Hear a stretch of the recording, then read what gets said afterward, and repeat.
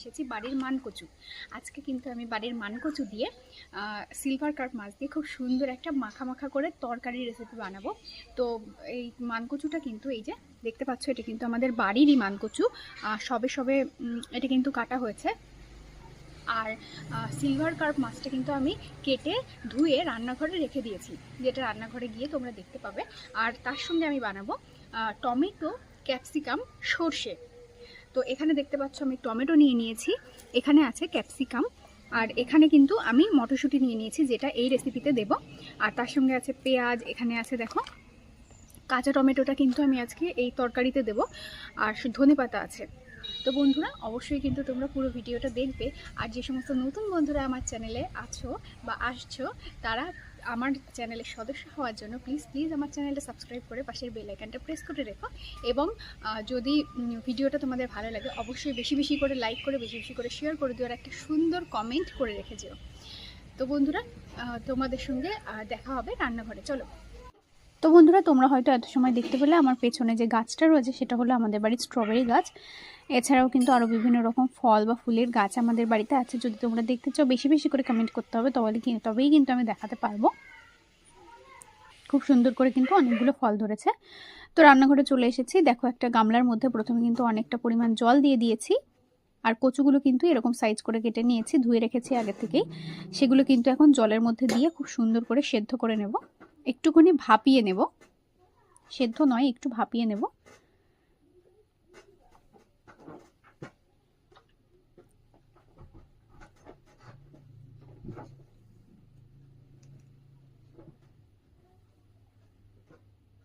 দিয়ে দিচ্ছি পরিমাণ মতো লবণ, দিয়ে পাশের কিন্তু বার্নারে দিয়ে দেব সেদ্ধ ভালো করে ভাপিয়ে নেওয়ার জন্য।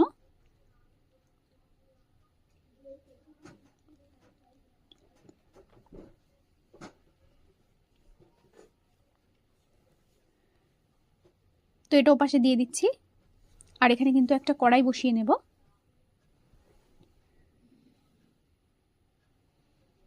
তো কড়াইতে কিন্তু তেল গরম হতে বসিয়ে দিয়েছি, মাছগুলোতে কিন্তু লবণ হলুদ মাখিয়ে রেখে দিয়েছি।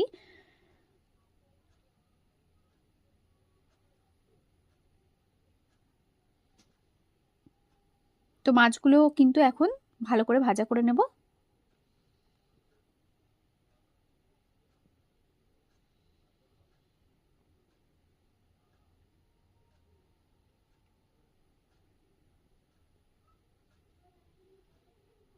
সব মাছ কিন্তু একবারে ভাজা হয়ে যাবে।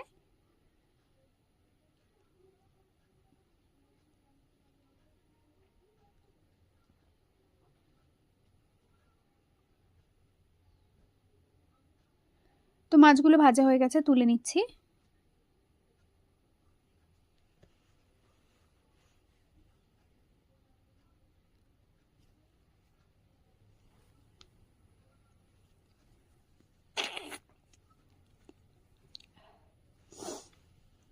এই মাছগুলো কিন্তু এখন সাইড করে রেখে দেব।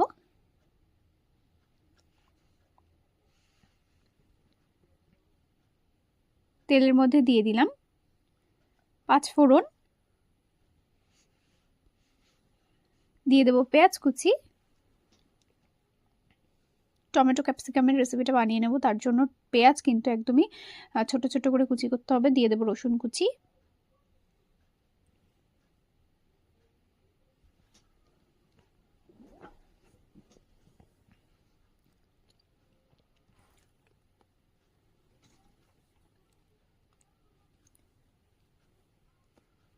দিয়ে দিচ্ছি পরিমাণ মতো লবণ,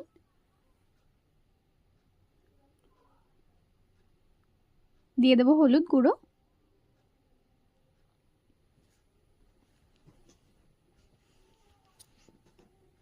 পেঁয়াজটা একটু লাল লাল করে ভেজে নেব। দিয়ে দেব ছাড়িয়ে রাখা মটরশুঁটি,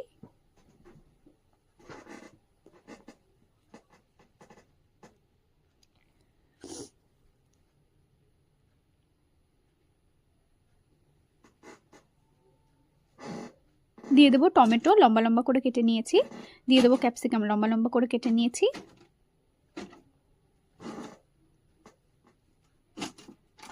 এগুলো হালকা করে ভেজে নিয়েছি, দেখতেই পারছো। এখানে কিন্তু সর্ষে আর শুকনো লঙ্কা খুব সুন্দর করে বেটে অল্প একটু জল দিয়ে গুলিয়ে রেখেছি, সেটা দিয়ে দিলাম।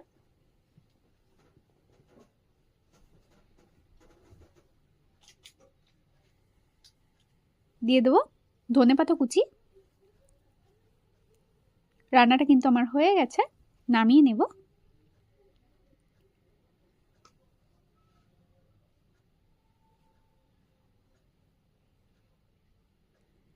তো কড়াইতে আবারও কিন্তু তেল গরম হতে বসিয়ে দিয়েছি, কচুর তরকারি বানিয়ে নেব। তার জন্য দিয়ে দেব তেজপাতা, শুকনো লঙ্কা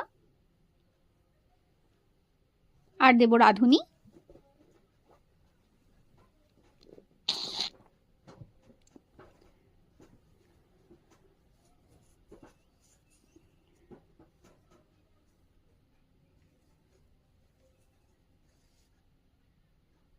দিয়ে দেব পেঁয়াজ কুচি।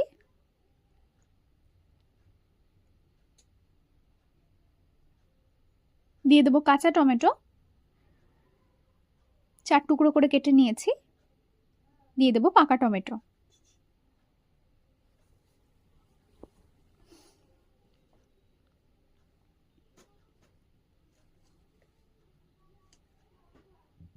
দিয়ে দেব লবণ আর হলুদ।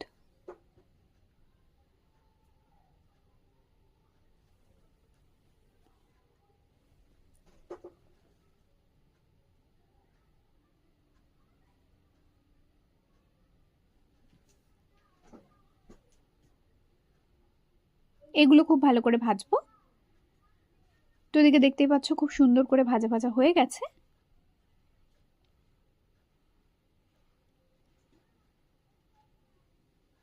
কচুগুলো কিন্তু জল থেকে জল ঝরিয়ে একেবারেই দিয়ে দেব কড়াইতে।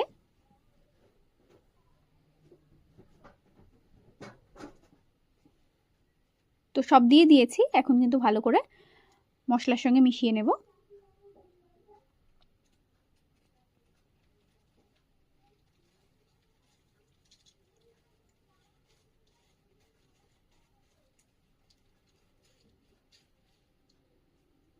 এখানে আছে সর্ষে, জিরে, শুকনো লঙ্কা একসঙ্গে বেটে রেখেছি।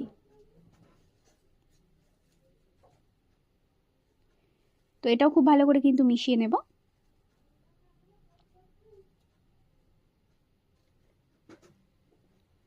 সর্ষে দিয়ে কিন্তু বেশি সময় কষানোর দরকার নেই,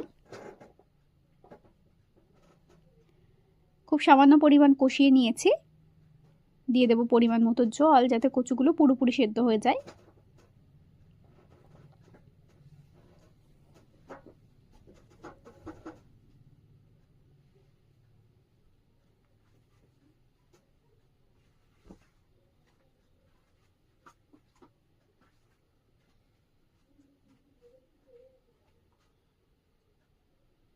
তো বন্ধুরা এদিকে কচু কিন্তু খুব ভালো করে সেদ্ধ হয়ে গেছে, খুব সুন্দর টকবক করে ফুটে উঠেছে তরকারি।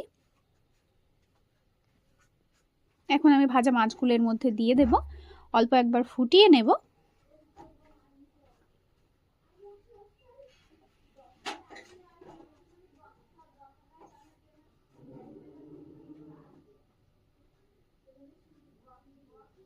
এখন দিয়ে দেবো ধনেপাতা কুচি, দিয়েই কিন্তু নামিয়ে নেব।